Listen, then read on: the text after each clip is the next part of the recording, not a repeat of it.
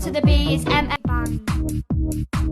What's up guys, welcome back to my channel. Today is episode 6 of our influencer movie idea series, and I'm so excited because today's influencer is no other than Bella Poarch. I feel like I was late to the game in discovering who Bella Poarch is. I think my older sister actually introduced her to me because my older sister is obsessed with TikTok. Like literally she's on TikTok every single minute. I work in the influencer industry, but I had never come across Bella. If you're watching this and you have no idea who Bella Poarch is a TikTok creator who got her start by creating very cutesy videos of her kind of like lip syncing to silly little songs, and one of them called M to the B went viral. That kind of kickstarted her career. She's since transitioned her career into music and she's done a couple hit songs. One of them is Build a B.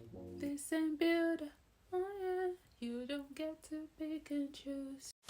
This ain't build a bitch. You don't get to pick and choose. Different ass and bitch. And then she currently has a new song that's out. I think I'll probably link it somewhere up here, but music is basically her main thing right now. People love her because of her sweet personality, her incredible style, and also there's been a lot of conspiracy behind who she is and like what she did before TikTok. I watched a whole video during quarantine that said she used to be in the army and she's killed people. I don't know if that's true or not. Like, don't believe anything you hear on the internet. People have so many crazy theories about this girl that it's like very interesting to kind of deep dive into her past and her background. This video has nothing to do with any of that. As usual, we're gonna pull up Bella's most liked TikTok. So if you're excited, please go ahead and like this video and also subscribe and let me know in the comments below what influencer I should do next. All right, without any further ado, let's get started. Coincidentally, the most liked video on Bella's TikTok is the M to the B video.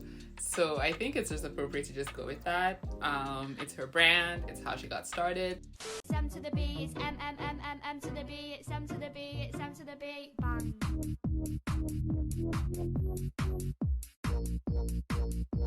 Isn't it crazy that something like this could kickstart someone's career? Like, how does one explain this? Like, if you can, please let me know in the comments below because I'm lost for words. This is what I have to go off of to create a whole freaking movie idea. I'm a pro, I think. I say that every video. I'm not gonna lie, I kind of see why. It's very satisfying to watch and also fun to do. Try it. I know I looked really silly doing that. All right, let's go ahead and pick our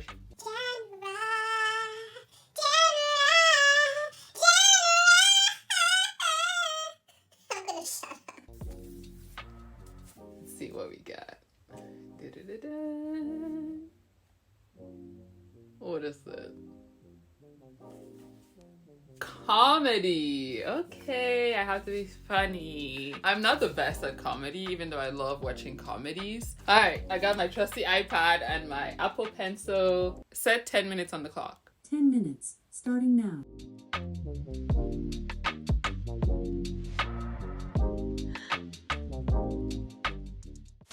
Y'all, for the first 5 minutes of drafting this, literally I went blank and I thought this whole video was gonna go in the trash can. So thank God for inspiration because it just came to me in the last few seconds. Let's get into the movie idea. So this is kind of like a Spy Kids meets Jessie. Whatever that means to you, let's roll with it. Cue comedic / mystery music. Our story begins with a girl. This girl is in her early 20s. She just recently finished college and one of her goals is to become a painter. She loves painting. Specifically, she loves graffiti. She's been to jail a couple times for spray painting public buildings, and now she's decided that she wants to turn over a new leaf. One day, as she's scrolling through social media, she finds an ad that is looking for a nanny. The family lives on the rich side of town, and the pay is way above average for what nannies in her area get. So she's like, why not? Maybe I'll throw my hat in the ring. She goes for the job interview with this family and finds out that they have a 4-year-old boy who is their son, and they really need someone to help care for him when the mom and dad are not home. So the mom and dad sit her down and they start interviewing her. They're like, okay, can you tell us about your experience as a nanny? And she's like, honestly, I don't really have any experience, but like I can care for a kid, doesn't seem that hard. They're like, oh, you know, we're actually looking for someone more experienced. But as they're about to turn her away, their son, whose name is Matthew, comes up to Bella. Their son starts poking her and Bella starts doing like very funny faces at him and he can't stop laughing. So the parents are like, you know what? Our son seems to like you, so we're gonna give you a shot. We're gonna give you a trial period of 2 weeks, and if you prove to us that you're up to the task, then we'll give you this job full time. So she's like super excited. So a week later, she comes back to start the job, and she takes the kid, and they go out to museums, they go out to a park, and they go to a cat cafe because Matthew really loves cats. They're just having the best time. They get along so well. They become almost like best friends, and they just build this really beautiful bond. But as time goes on, Bella starts noticing that there's something a little bit off about Matthew. She realizes that it's a little bit hard for him to understand social cues, like basic ways of communicating with people. For instance, he doesn't understand why every time him and Bella are walking down the street, Bella smiles at strangers, and he asks Bella like, why are you smiling at those people? Like, we don't know them, we're probably never gonna see them, so why are you smiling at them?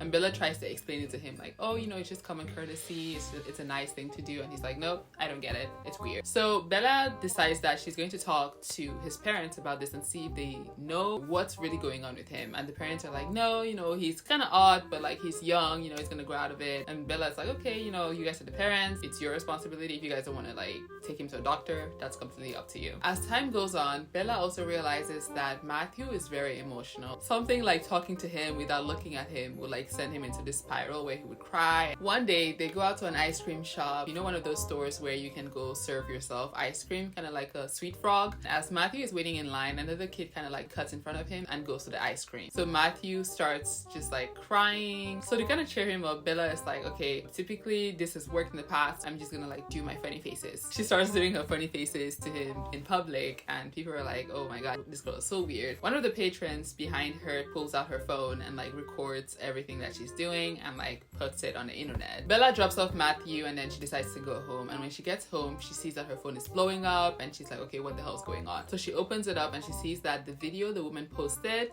has gone viral. Her friends start calling her saying like, oh my god, we saw the video, like people love it, blah blah blah blah, like now you're popular. And people are like trying to find out who she is. Her friends have been commenting being like, oh, this is my friend Bella. Several news outlets reach out to her trying to get her on their shows because she's the newest hottest thing that's viral. And a couple managers reach out to her trying to manage her. She's like, guys, like I don't understand what the hell is going on. All I did was like do a funny face to a kid who was crying. But she's like, you know what, what's the worst that could happen from this, right? So she goes on these morning shows and she does an interview where she's explaining what's going on. People are like, oh my god, that's so funny, blah blah blah. And they're like, oh, who's the kid in the video? And she's like, oh, that's, you know, the kid I was babysitting. And they're like, oh, that's not your son? She's like, no, I'm a single woman. And people grow to love her. They love her personality, and she gets signed by this huge management company that is like, hey, you know, a lot of kids love watching your video, we think this is like a really lucrative thing for us to do.